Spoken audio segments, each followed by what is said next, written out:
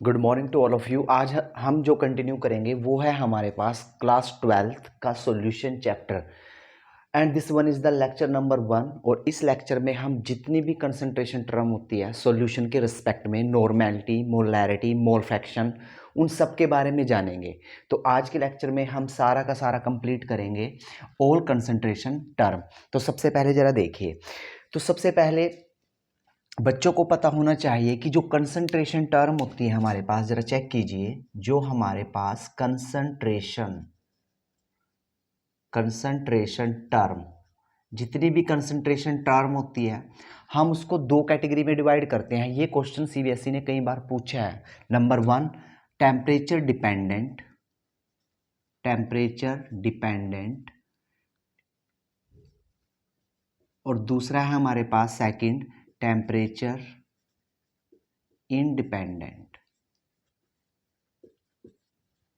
तो इसको हम टू कैटेगरी में डिवाइड करेंगे। जितनी भी कंसंट्रेशन है temperature dependent and temperature independent. This one is the first content. पहले तो हमें ये पता होना चाहिए।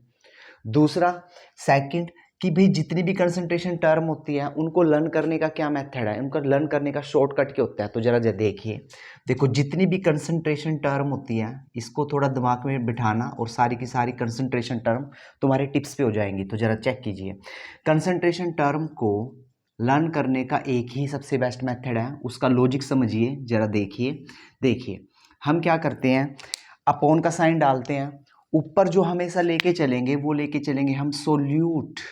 ऊपर हमेशा क्या रहेगा, सोल्यूट, और नीचे क्या रहेगा, सॉल्यूशन। नीचे क्या रहेगा, सॉल्यूशन। क्लियर। फर्स्ट स्टेप ध्यान में रखना, जितने भी हम कंसंट्रेशन टर्म को वन बाय वन करके एक्सप्लेन करेंगे या जितने भी इनके फॉर्मूले आएंगे उनको लर्न करने का वन एंड ओनली एक सिंपल मेथड है। वो मेथड क्या कहता है कि ऊपर रखिए सोल्यूट, नीचे रखिए सॉल्यूशन। आप सोल्यूट का कुछ भी ले सकते हो, तुम मोल्स ले सकते हो, ग्राम इक्विवेलेंट ले सकते हो, जो भी कुछ लेना है वो डिपेंड करता है कि तुम कौन सी कंसंट्रेशन टर्म को डिफाइन करते हो। ये तो सब में लगेगा, ये एक लॉजिक है, ठीक है। अभी मैं बताऊंगा कि इस लॉजिक को तुम कैसे अप्लाई करोगे। देखिए जितनी भी कंसंट्रेशन टर्म आएगी, normality, molarity, mole fraction, molality, weight, W/W, W/V, ppm, ppv, जो भी कुछ आएगा सब में एक ही लॉजिक लगेगा, ऊपर सोल्यूट और नीचे solution. But only one and only one, हमारे पास ओनली वन एक्सेप्शनल केस है जिसमें ये फॉर्मूला यूज नहीं होता। जस्ट हमने उसी को ही लर्न करना है। वो क्या है हमारे पास, मोलैलिटी। वो है हमारे पास मोलैलिटी।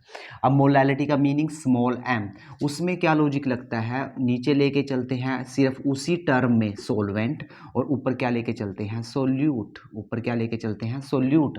लेकिन इसी टर्म में जो सोलवेंट लेके चलोगे वो किस में लेके चलोगे, या तो फिर किलोग्राम में या फिर लेके चलोगे ग्राम में। अगर तुमने लिया ग्राम तो मल्टीप्लाई करेंगे हम किससे, 1000 से। सेम पैटर्न यहाँ पे है। सॉल्यूशन किस में लेके चलोगे, लीटर में लेके चलोगे। अगर लीटर में ना लेके चले, तुम लेके चले मिलीलीटर में, तो हम मल्टीप्लाइड कर देंगे इसको 1000 से। सिंपल सा लॉजिक ये है। अब हम अपने लेक्चर की स्टार्टिंग करते हैं। देखिए मैंने अब तक तुम्हें सिंपल वे से ये बताया कि जब भी तुम क्या करते हो, कंसंट्रेशन टर्म को डिफाइन करते हो, तो अपने माइंड में सिर्फ एक रामबाण, एक मंत्र याद रखना कि ऊपर हमारे साथ सोल्यूट रहेगा, नीचे क्या रहेगा, सॉल्यूशन रहेगा। अगर सॉल्यूशन तुम लीटर में लेके चलते हो तो डोंट वरी, फॉर्मूला ऐसा सच रहेगा। अगर तुम मिलीलीटर में लेके चलते हो तो मल्टीप्लाइड कर दोगे 1000 से। सो सिंपल, ये सब में लगेगा। लेकिन एक एक्सेप्शन है हमारे पास मोलैलिटी का, उसमें ये लॉजिक नहीं लगेगा। उसमें लॉजिक क्या लगेगा, ऊपर लेके चलोगे सोल्यूट, नीचे लेके चलोगे सोलवेंट, और सोलवेंट भी यहाँ पे किस में लेके चलोगे, किलोग्राम में। क्लियर। अब उसके बाद दूसरा फैक्टर समझना, अभी मैंने लेक्चर कंटिन्यू नहीं किया, ये छोटे छोटे टिप्स हैं पहले पार्ट को कंप्लीट करने के लिए। दूसरा की पॉइंट क्या रहेगा हमारा, देखिए नंबर ऑफ मोल्स निकालने के दुनिया जहान के फॉर्मूले होते हैं, मतलब बहुत सारे फॉर्मूले होते हैं, 9th क्लास में सिखाया जाता है। लेकिन +2 में 99% एक ही फॉर्मूला लगेगा कि जब भी तुम किसी के नंबर ऑफ मोल्स निकालना चाहो, क्योंकि ये मोल फ्रैक्शन में भी बड़ा इंपॉर्टेंट रोल प्ले करेगा, नंबर ऑफ मोल्स निकालना चाहो तो हम क्या करते हैं, गिवन वेट जिसका निकालना, given weight divided by its molecular mass, एक फॉर्मूला तुम्हें ये लर्न करना है। Clear. Now take a screenshot, फिर आगे कंटिन्यू करते हैं। इसका लीजिए स्क्रीनशॉट और फिर नेक्स्ट देखते हैं जितनी भी हमारी कंसंट्रेशन टर्म हैं उनको आज हम एक्सप्लेन करेंगे अच्छे से।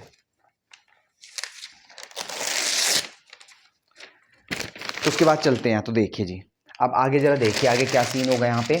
अब देखो, सबसे पहले मैंने कुछ देर पहले ये नोट कर लीजिए कि कंसंट्रेशन टर्म को लर्न करने का एक ही method solute divided by solution, एक एक्सेप्शनल केस मोलालिटी का, मोलालिटी में ऊपर सोल्यूट और नीचे रहेगा सोलवेंट। अब आगे देखिए, अब आगे कंटिन्यू करते हैं। तो सबसे पहले जरा चेक कीजिए, देखिए तो सबसे पहले पहला क्वेश्चन तो यहीं से बनता है कि जितनी भी कंसंट्रेशन टर्म है उसको डिवाइड करते हैं, उसको हम क्या करते हैं डिवाइड। डिवाइड का मतलब टेम्परेचर डिपेंडेंट इस साइड, टेम्परेचर डिपेंडेंट, और यहाँ पे रहेगी हमारी टेम्परेचर इंडिपेंडेंट। इंडिपेंडेंट तो देखिए, तो सबसे पहले टेम्परेचर डिपेंडेंट करते हैं। तो टेम्परेचर डिपेंडेंट का मतलब क्या होता है कि जो टेम्परेचर के ऊपर डिपेंड करे, क्लियर, कि उसको गर्म करेंगे तो उसकी भाप बन जाएगी, ठीक है। जो टेम्परेचर, ऐसी प्रॉपर्टी जो टेम्परेचर के ऊपर डिपेंड करे, टेम्परेचर बढ़ाने या घटाने से उसके ऊपर भी इफेक्ट पड़े, उसको बोलते हैं टेम्परेचर डिपेंडेंट। और जिसके ऊपर इफेक्ट ना पड़े उसको क्या बोलते हैं टेम्परेचर इंडिपेंडेंट। तो टेम्परेचर डिपेंडेंट जरा चेक कीजिए। तो देखिए नंबर 1, टेम्परेचर डिपेंडेंट में हमारी जितनी भी परसेंटेज वॉल्यूम बाई वॉल्यूम इसी कैटेगरी में जाएगी, ठीक है। वेट बाई वॉल्यूम भी इसी कैटेगरी में जाएगी, चाहे वो ppm की है चाहे वो ppb की है, क्लियर। दूसरा जरा देखिए, इस कैटेगरी में क्या आता है हमारे पास मोलैरिटी। जो हमारी मोलैरिटी होती है, मोलैरिटी कैपिटल M, वो भी इसी कैटेगरी में जाता है। And third number is very important, normality. Normality, जो नॉर्मैलिटी मीन्स कैपिटल N, वो भी इसी कैटेगरी में जाता है। उसके बाद टेम्परेचर इंडिपेंडेंट में जरा देखिए, percentage weight by weight, percentage weight by weight, first term इसमें जाता है टेम्परेचर इंडिपेंडेंट में। नेक्स्ट है हमारे पास मोलैलिटी। मोलैलिटी, मोलैलिटी भाई सिंपल सा लॉजिक है, इसका भी एक ट्रिकी फॉर्म है। अगर नीचे तुम वेट लेके चलते हो ना, अगर नीचे W लेके चलते हो, वो सारे के सारे उसमें जाएंगे, ठीक है, इसमें टेम्परेचर इंडिपेंडेंट में। अगर नीचे वॉल्यूम है, जैसे यहाँ V आया, यहाँ पे V आया, वो जाता है टेम्परेचर डिपेंडेंट में। उसके बाद यहाँ पे थर्ड कैटेगरी में जो मोल फ्रैक्शन होता है हमारा, मोल फ्रैक्शन, मोल फ्रैक्शन, जिसको हम x से रिप्रेजेंट करते हैं। आज की बुक में x से रिप्रेजेंट करते हैं, लेकिन हमारे टाइम में इसको जाइटा बोलते थे, zeta, this one, that is the symbol of zeta. अब बिगाड़ के x कर दिया, क्लियर। तो ये दो कैटेगरी हो गई हमारी, temperature dependent and temperature independent. और हमने आज के लेक्चर में क्या सीखना है, हमने आज के लेक्चर में सारी ही टर्म को अच्छे से सीखना है कि इसका हम यूज़ कैसे करेंगे, फॉर्मूला क्या बनेगा, ठीक है। और इसके बेसिस पे numerical according to the NCERT book. Now take a screenshot. उसके बाद आगे चलते हैं, अपने नोट्स खुद से बनाना अच्छे अच्छे। अब जरा देखिए, तो नेक्स्ट नंबर 1, अब 1 बाई 1 करके एक्सप्लेन करते हैं। फर्स्ट टर्म, तो फर्स्ट टर्म जरा ध्यान से सुनना। अब फर्स्ट टर्म में देखिए नंबर 1, पहली टर्म हम करते हैं परसेंटेज।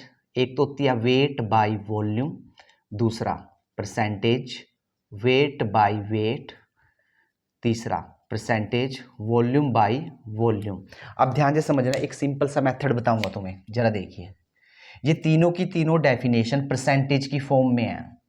ऐसे ही हमारे पास एक और होती है, जरा देखिए, एक होता है हमारे पास ppm। ppm देखो, जहां भी pp पार्ट पर मिलियन, इसका मतलब होता है पार्ट पर मिलियन। देखो जहां भी, देखो जब परसेंटेज की बात करें तो मल्टीप्लाइड कर दो 100 से, सिंपल याद रखना। अब जब पार्ट पर मिलियन की बात करो तो मल्टीप्लाइड कर दो 10⁻⁶ से। अब एक और होता है, मैं यहाँ पे शो करूंगा, एक होता है हमारे पास ppb, पार्ट पर बिलियन, पार्ट पर बिलियन। एक होता है हमारे पास ये, तब हम मल्टीप्लाई कर देंगे 10⁸ से। सो सिंपल, बात खत्म। तो देखिए, तीन यहाँ से डेफिनेशन आएगी, सेम डेफिनेशन यहाँ पर भी बनेगी, percentage weight by volume, percentage नहीं आएगा, ppm weight by volume, w by w and v by v। Same तीन डेफिनेशन यहाँ पे बनेगी हमारी, w by v and w by w and v by v। Logic यही रहेगा, एक को लर्न कर लो, बाकी अपने आप आ जाएगी। देखिए कैसे, देखो अगर कोई तुमसे पूछता है what do mean by the percentage weight by weight, इसका मतलब क्या होता है, तो जरा देखिए। अभी मैंने कुछ देर पहले तुम्हें एक शॉर्टकट बताया कि सारे फॉर्मूलों को लर्न करने का सिर्फ एक ही सूत्र है, एक ही फॉर्मूला है। ऊपर क्या रखोगे, सोल्यूट, और नीचे क्या रखोगे, सॉल्यूशन। क्लियर। और हमने क्या निकालनी, परसेंटेज, तो परसेंटेज के लिए मैंने किससे मल्टीप्लाई कर दिया, 100 से। तो यहाँ से इसका फॉर्मूला बन के तैयार हो गया, ठीक है। और फॉर्मूला कैसे बना, अब हम यहाँ पे क्या लिखेंगे, देखो यहाँ पे वेट बाय वॉल्यूम है, तो ऊपर वेट है, तो वेट ऊपर वेट है तो क्या करोगे तुम, mass of solute divided by mass of solution. Clear, formula आ गया।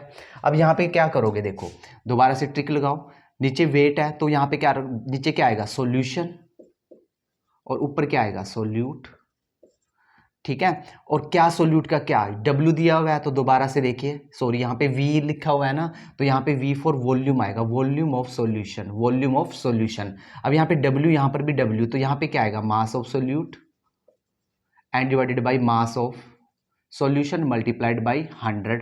अब what's about this, so simple, V by V है तो क्या लिखेंगे हम, volume of solute divided by volume of solution, और मल्टीप्लाइड किससे कर दोगे, 100 से। सो सिंपल, आ गया फॉर्मूला। क्लियर। अब इसमें क्या करते हैं हम, पीपीएम में सेम पैटर्न रहेगा, जैसे कि W बाई V है तो हम क्या लिखेंगे, मास ऑफ सोल्यूट, इसका formula mass of solute divided by यहाँ पे क्या रहेगा, वॉल्यूम ऑफ सॉल्यूशन, और मल्टीप्लाइड क्या करोगे, 10⁶, क्योंकि पीपीएम में मल्टीप्लाई करोगे 10⁶, और यहाँ पे मल्टीप्लाइड करोगे पीपीवी में 10⁸। This is all about the W by V by V। Clear. तो ये सारी की सारी हमने क्या कर ली, discuss. Now take a screenshot, आगे चलेंगे, ये खुद से ट्राई कर सकते हो, ठीक है। एनसीईआरटी सिर्फ ये पूछती है परसेंटेज का, तो नाउ टेक ए स्क्रीनशॉट। अब आगे चलते हैं नेक्स्ट टर्म पे। तो देखिए आगे हमारी जो टर्म है सो इम्पोर्टेंट, मोलैरिटी। पहले हम डिस्कस कर लेते हैं मोलैरिटी के बारे में। तो मोलैरिटी के बारे में जरा चेक कीजिए। नाउ नेक्स्ट टर्म है हमारी मोलैरिटी। तो मोलैरिटी जरा देखिए, मोलैरिटी तुम्हें क्या बोलती है और तुम उसके न्यूमेरिकल कैसे सोल आउट करोगे। तो देखिए हेडिंग लगाइए, मोलैरिटी, इसकी रिप्रेजेंटेशन होती है कैपिटल M। तो देखिए, तो देखो अगर कोई तुमसे पूछे मोलैरिटी को डिफाइन कीजिए, तो उसके फॉर्मूले को ही अपने वर्ड्स में बोलना है। तो सबसे पहले इसका फॉर्मूला ड्राइव करते हैं कि इसका फॉर्मूला कैसे बनाएंगे। देखो अभी मैंने कहा था सिर्फ एक ही एक्सेप्शनल केस है, नीचे सोलवेंट रहता है जिसमें, मोलैलिटी में, ये है मोलैरिटी। अब इसमें क्या करेंगे, देखिए तो नंबर 1 नीचे क्या रहेगा हमारा, सॉल्यूशन, नीचे क्या रहेगा हमारा, सॉल्यूशन, ठीक है। तो यहाँ पे लिख सकता हूँ, यहाँ पे जो सॉल्यूशन रहेगा वो क्या रहेगा, वॉल्यूम इन सॉल्यूशन, या volume of solution in litre. हम यहाँ पे सॉल्यूशन का जो वॉल्यूम है वो लीटर में लेके चलेंगे। क्लियर। अब ऊपर क्या रहेगा हमारा, सोल्यूट। अब खुद से दिमाग लगाओ कि जैसे कि हमने W बाई W किया था तो वहाँ पे वेट ऑफ सोल्यूट था, लेकिन यहाँ पे हम मोलैरिटी कर रहे, तो पहला वर्ड क्या है, मोल, तो हम यहाँ पे क्या लेके चलेंगे, number of moles of solute divided by volume of solution, बस बात खत्म। अब इसका शॉर्टकट देखिए, तो मैं इसको कैसे लिख सकता हूं, M = नंबर ऑफ मोल्स। अब नंबर ऑफ मोल्स कैसे रिप्रेजेंट करते हैं हम, N से, और किसके, सोल्यूट के, divided by volume of solution किस में, इन लीटर में। ये फॉर्मूला आ गया। इसको थोड़ा और मॉडिफाई करते हैं, अगर बाय द वे तुम्हें ml में पूछ ले तो क्या करेंगे, number of moles of solute divided bye, अगर वॉल्यूम तुम्हारा किस में चलेगा, ml में, तो इसको मल्टीप्लाई कर देंगे हम 1000 से। तो this one is the final formula. अब इस फॉर्मूले के अंदर बच्चों को ये नहीं पता होता कि n सोल्यूट क्या होता है। देखो n सोल्यूट को निकालने का तरीका क्या होता है, अभी बताया था कुछ देर पहले कि नंबर ऑफ मोल्स कैसे निकालते हैं, given weight divided bye molecular mass. अब ये गिवन वेट किसका है, सोल्यूट का, ये ध्यान रखना, सोल्यूट का, और ये भी किसका है, सोल्यूट का, दोनों चीजें किसकी है, सोल्यूट की। अब मैं क्या कर सकता हूं, इस फॉर्मूले के अंदर देखो ये n की वैल्यू जो ये आई है, ये मैं इसके अंदर पुट कर सकता हूं। पुट करने के बाद मेरे पास फॉर्मूला क्या बना, M = W/M, ठीक है। और यहाँ पे क्या रहेगा, volume in solution in ml, और यहाँ पे क्या रहेगा, मल्टीप्लाइड बाय 1000। एनसीईआरटी ने ये दिया हुआ है, this is the definition and formula, proper formula of NCERT book. Clear. Now take a screenshot. तो this is about the molarity, ये है हमारे पास मोलैरिटी। अब आगे देखिए, मोलैरिटी हो गया, अब आगे चलते हैं नेक्स्ट पे तो उसके बाद न्यूमेरिकल करेंगे, एक सेक्शन हम न्यूमेरिकल का करेंगे। आज सिर्फ हमने टर्म पढ़नी है, तो न्यूमेरिकल भी चलो साथ कर लेते हैं हल्के फुल्के। तो न्यूमेरिकल जरा देखिए, तो न्यूमेरिकल है हमारे पास फॉर एग्जांपल, बिल्कुल सिंपल है, कैसे भी कर सकते हो। देखिए एग्जांपल सोल्व कराते हैं। जैसे कि एग्जांपल दिया हमें 40 ग्राम, जैसे तुम्हें दे दिया 40 ग्राम ऑफ NaOH, तुम्हारे पास 40 ग्राम NaOH है, सोडियम हाइड्रोक्साइड, डिजोल्ड इन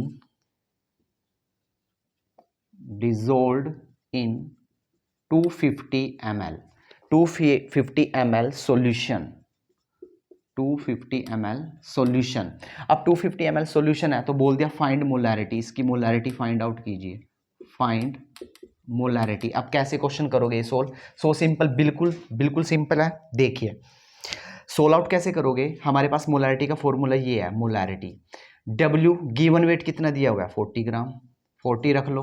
अब इसका NaOH का मोलिकुलर क्या निकाल लो, मास। सोडियम का कितना होता है 23, ऑक्सीजन का कितना होता है 16 प्लस 1, ऐड कर दो, इसको क्या कर दो तुम, ऐड कर दो। तो ऐड करने के बाद ये भी कितना आएगा 40 आएगा, दिस वन मल्टीप्लाइड। अब वॉल्यूम ऑफ सॉल्यूशन कितना दिया हुआ है, यानी कि VmL कितना दिया हुआ है 250, clear.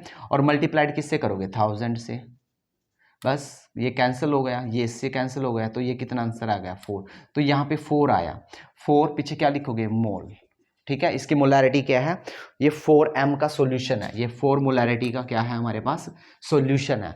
Now take a screenshot. उसके बाद अगली टर्म पे चलते हैं, और अगली term so important and this term is very very important, और ये है हमारे पास मोलैलिटी। हम मोलैलिटी के बारे में चलेंगे, तो देखिए इसको मैं हटाता हूँ, नाउ टेक ए स्क्रीनशॉट। अब आगे जरा देखिए, तो नेक्स्ट टर्म है हमारे पास, 2 टर्म और बचती है जो एग्जाम में पूछी जाती है, ठीक है। एक है हमारे पास मोल फ्रैक्शन, पहले मोल फ्रैक्शन कर लेते हैं। तो देखिए क्योंकि mole fraction so important. Now next है हमारे पास मोल, नेक्स्ट टर्म है हमारे पास, रेड से करते हैं, मोल फ्रैक्शन, मोल फ्रैक्शन। अब मोल फ्रैक्शन की रिप्रेजेंटेशन जाइट होती है, लेकिन आज की बुक में एक्स से रिप्रेजेंट करता है, सो सिंपल, ठीक है। अब मोल फ्रैक्शन जरा ध्यान से समझना, क्योंकि मोल फ्रैक्शन इतनी इंपॉर्टेंट टर्म है। आगे जब तुम relative lowering in vapour pressure पढ़ोगे, हेनरी लॉ पढ़ोगे, तो वहाँ पे बार बार ये मोल फ्रैक्शन निकालना पड़ेगा। तो ये मोल फ्रैक्शन एक्चुअल में है क्या, तो इस चीज़ को जरा देखिए जी।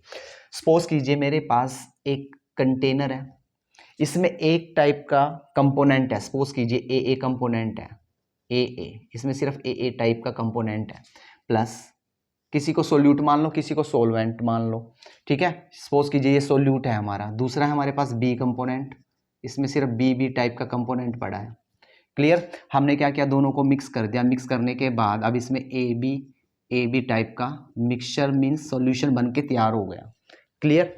अब जरा देखिए, जो मोल फ्रैक्शन पूछा जाता है वो सॉल्यूशन का पूछा जाता है, सॉल्यूशन में। अब सॉल्यूशन में देखो 2 कंपोनेंट है, एक तो ए कंपोनेंट है, एक बी कंपोनेंट है। अब वो तुमसे पूछ ले कि इस सॉल्यूशन के अंदर हमें फाइंड आउट कीजिए, find out A and B mole fraction, इनका मोल फ्रैक्शन निकाल के दिखाइए। जरूरी नहीं है कि 2 होंगे, 3 भी हो सकते हैं, 4 भी हो सकते हैं, 5 भी हो सकते हैं, ठीक है। फॉर्मूला एक ही लगेगा। तो जरा देखिए कैसे निकालते हैं। जैसे कि मोल फ्रैक्शन को हम रिप्रेजेंट करते हैं एक्स से, उसने कहा ए कंपोनेंट का मोल फ्रैक्शन निकालिए। देखो जिसका मोल फ्रैक्शन निकालना, उसके नंबर ऑफ मोल्स ऊपर रहेंगे, means Na divided by total. Total का मतलब सॉल्यूशन में कितने कंपोनेंट हैं, तो यहाँ पे कितना आएगा Na प्लस Nb। तो भाई ये फॉर्मूला आ गया मोल फ्रैक्शन निकालने का, ठीक है। सिमिलरली पैटर्न से अगर तुमसे एक्स बी का पूछे, एक्स बी का, तो कैसे निकालोगे, जिसका निकालना उसके नंबर ऑफ मोल्स ऊपर divided by total, Na plus Nb, ये इसका आ गया। अब आगे क्या कर सकते हो जरा देखिए। अब वी नो दैट, अब Na, अब हमें पता है कि Na कैसे निकाल सकते हैं, number of moles of A, इसका गिवन वेट यानी कि WA, इसका मोलिकुलर मास मतलब कि Ma। ऐसे ही यहाँ पे हम बी भी निकाल सकते हैं, Nb भी निकाल सकते हैं, Nb, जिसका निकालना उसका गिवन वेट डिवाइडेड बाय उसका मोलिकुलर मास B, ठीक है। यहाँ पे B आएगा। अब हम क्या करें, देखो Na की वैल्यू यहाँ पे पुट करें, ठीक है, और Nb की वैल्यू हम यहाँ पे पुट करें, ठीक है, दोनों में पुट कर सकते हो। तो आगे हमारा फॉर्मूला क्या आएगा, कंप्लीट फॉर्मूला। अगर एक्स ए की बात करूं तो वैल्यू पुट कर दीजिए, ये फॉर्मूला बनेगा W A divided by M A, और यहाँ पे कितना आएगा W A divided by M A plus अब कितना आएगा W B divided by M B. ये मोल फ्रैक्शन निकालने का फंड आ गया, ए का कैसे मोल फ्रैक्शन निकालेंगे। सिमिलरली पैटर्न से बी का भी निकाल सकते हैं हम, ठीक है। तो बी का भी ऐसे फॉर्मूला बन जाएगा, यहाँ पे शो कर देते हैं एक्स बी। तो कैसे निकाल लेंगे, वैल्यू पुट कर दीजिए, यहाँ पे क्या आएगा W B divided by M B, और यहाँ पे कितना आएगा W A divided by M A plus अब यहाँ पे कितना आएगा W B divided by M B. तो ये फॉर्मूले आ गए। अब दूसरा सबसे बड़ा फॉर्मूला है रिलेशन। अगर मैं एक्स ए के अंदर, ध्यान से सुनना, अगर एक्स ए के अंदर एक्स बी, अगर मैं दोनों को मोल जोड़ दूं तो उसका आंसर हमेशा 1 आएगा। किसी भी सॉल्यूशन के अंदर कितने भी कंपोनेंट हैं, अगर तुम उन सब कंपोनेंट के मोल फ्रैक्शन को ऐड कर दोगे, चाहे वो 3 हो चाहे वो 4 हो, तो सबको ऐड करने से आंसर हमारा कितना मिलता है 1 मिलता है। जैसे कि अगर तुम एक्स ए की ये वैल्यू इस वैल्यू में ऐड करोगे तो सिंपल सी बात है, ऊपर क्या बनेगा N A plus N B, नीचे क्या बनेगा N A plus N B, N A plus N B से N A plus N B cut जाएगा और आंसर कितना आएगा 1। क्लियर। तो अब यहाँ पे एक लॉजिक, एक ट्रिक निकलती है, तो ध्यान से सुनना उस ट्रिक को। देखो वो ट्रिक क्या कहती है, ट्रिक क्या, एक लॉजिक है, लॉजिक क्या एक प्रॉपर एक्सपेरिमेंटल इफेक्ट ही है कि क्या होता है कि जो मोल फ्रैक्शन होता है उसकी वैल्यू हमेशा 0 to 1 के बीच में रहती है, ना तो कभी 0 हो सकता है ना कभी 1 हो सकता है। किसी का भी सॉल्यूशन के अंदर मोल फ्रैक्शन निकालोगे तो आंसर हमेशा 0 से 1 के बीच में ही चलेगा। अगर तुमने सबके मोल फ्रैक्शन निकाल दिए तो उनको ऐड कर दीजिए, तो ऐड करने से क्या होगा कि जो आंसर आएगा वो हमारा कितना आएगा 1 आएगा। तो this one is the concept of mole fraction. ये हमारे पास कंसेप्ट था किसका, मोल फ्रैक्शन का, ठीक है। तो इसके बेसिस पे एक न्यूमेरिकल लगा लेते हैं, उससे ज़्यादा फील आएगा। तो देखिए, नाउ टेक ए स्क्रीनशॉट, इसके बाद मोल फ्रैक्शन का एक न्यूमेरिकल सोल्व आउट करेंगे। तो देखिए, अब तुम्हें हम प्रॉपर तरीके से मोल फ्रैक्शन निकालना सिखाते हैं कि मोल फ्रैक्शन है क्या और इसको कैसे मेजर करते हैं, कैसे निकालते हैं, ठीक है। तो एक न्यूमेरिकल ले लेते हैं। ए सॉल्यूशन, न्यूमेरिकल है हमारे पास क्वेश्चन नंबर 2। ए सॉल्यूशन, हमारे पास कोई सॉल्यूशन है of 40 gram, of 40 gram NaOH और क्या है इसमें 54 gram of water. Calculate mole fraction of NaOH, calculate mole fraction of NaOH and water. देखो सिंपल सी बात है, लॉजिक समझिए। हमारे पास एक बिकर है, अब उस बिकर में हमारे पास 2 कंपोनेंट है। हमारे पास एक बिकर है, यहाँ से एक्सप्लेन करते हैं। हमारे पास 2 बिकर है, इसमें 2 कंपोनेंट है, एक तो वाटर और एक है हमारे पास NaOH, ठीक है। वेट दिया हुआ है, तो उसने कहा कि हर एक का मोल फ्रैक्शन निकालिए। तो मोल फ्रैक्शन का सिंपल सा फंड है, तो जरा देखिए आंसर कैसे सोल्व आउट करेंगे। तो देखिए आंसर निकालने का मेथड, देखो सबसे पहले हम निकालते हैं mole fraction of water. Suppose कीजिए हम मोल फ्रैक्शन ऑफ वाटर निकालना चाहते हैं, तो वाटर निकालने के लिए जो मोल फ्रैक्शन का फॉर्मूला लगेगा वो क्या लगेगा, number of moles of water divided by number of moles of water, जिसके निकालने उसके नंबर ऑफ मोल्स ऊपर, और डिवाइडेड बाय टोटल, यानी कि 2 ही तो है हमारे पास, ये फॉर्मूला रहेगा। अब इसमें से हमने क्या करना, पहले हमने सेपरेटली तरीके से number of moles of H2O निकालना चाहते हैं। तो कैसे निकालते हैं, देखो गिवन वेट जरा चेक करो। वाटर का गिवन वेट कितना है 54, और वाटर का मोलिकुलर मास कितना होता है 18, 16 और 2 18, तो यहाँ पे कितना आ गया 3 आ गया आंसर, ठीक है। ऐसे ही नंबर ऑफ मोल्स अगर तुम किसके निकालने चाहते हो, NaOH के निकालना चाहते हो, तो कैसे निकालोगे, उसका गिवन वेट कितना दिया हुआ है यहाँ पे 40 डिवाइडेड बाय NaOH का मोलिकुलर मास, तो कितना आता है मोलिकुलर मास 40। अभी निकाला था कुछ देर पहले कि जो NaOH होता है उसका मोलिकुलर मास कितना रहता है 40, तो 40 से 40 कैंसिल, तो कितना आ गया 1। क्लियर। अब निकाल सकते हो तो निकाल लो x, यानी कि मोल फ्रैक्शन ऑफ वाटर कितना रहेगा, number of moles of water कितना था 3 डिवाइडेड बाई टोटल, तो 3 + 1, तो कितना आ गया 3 और 4। तो इसको डिवाइड कीजिए, तो डिवाइड कैसे करेंगे, तो 0 पॉइंट कितना आएगा, 0.7 समथिंग आएगा। तो मैंने कहा था कि आंसर 0 और 1 के बीच में आएगा, तो 0.7 आ गया। अब हमने किसका निकालना, अब हम निकालना चाहते हैं मोल फ्रैक्शन ऑफ NaOH। चाहे तो इस मेथड से निकाल लो, चाहे शॉर्टकट मार सकते हो, क्योंकि हमें पता है कि अगर मैं दोनों के मोल फ्रैक्शन को जोड़ दूं, mole fraction of water and mole fraction of NaOH, वो किसके इक्वल आएगा, 1 के। अब वाटर का हम ऑलरेडी निकाल चुके हैं, तो यहाँ पे 0.7 पुट कर देंगे और यहाँ पे मोल फ्रैक्शन किसका निकाल देंगे, NaOH का, इजिकल टू 1। तो यहाँ से कैलकुलेशन करके और 1 में से सब्ट्रैक्ट कर दो 0.7, तो आंसर किसका आ जाएगा, NaOH का। और जो NaOH का आएगा वो कितना आएगा, 0.25 के अप्रोक्सीमेट, जितना भी बनेगा वो आंसर लिख सकते हो तुम। तो this is the concept of the mole fraction. Now take a screenshot. उसके बाद लास्ट टर्म करते हैं हम अपनी नॉर्मेलिटी। इसका स्क्रीनशॉट लीजिए।